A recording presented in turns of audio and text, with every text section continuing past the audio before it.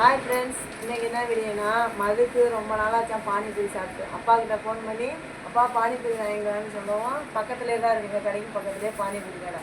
அதனால 2 பானிபூரி எங்களுக்கு மட்டும்தான், அவங்க சாப்பிட்டு வந்துட்டாங்க. நாங்கள் 3 பேருக்கு 2 பானிபூரி வாங்கி வந்துருக்காங்க, சாப்பிட போகிறோம் ஃப்ரெண்ட்ஸ். உங்கள் எல்லாருக்கும் யாருக்கெல்லாம் பானிபூரி பிடிக்கும்னு சொல்லுங்கள், கமெண்ட்ல சொல்லிடுங்க. ஆமாம், சூப்பராக இருக்கும்.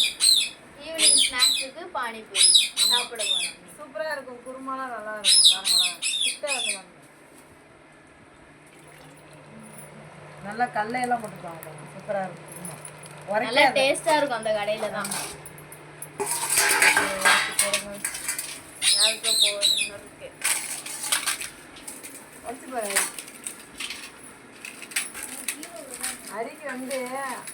அரிக்கு வந்து பாருங்க ஃப்ரெண்ட்ஸ், இந்த பூரி தான் பிடிக்கும். அரிக்கு வந்து பெரிய பூரி பிடிக்காது, இதுதான் பிடிக்கும். மீனுக்கும் வேணுமா தான் சுத்தம் போட்டு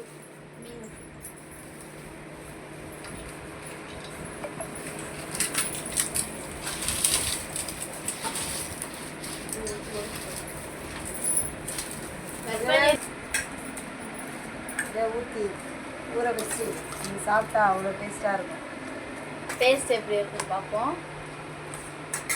இதோட நைட் சாப்பாடு முடிஞ்சுட்டு அவ்வளோதான்.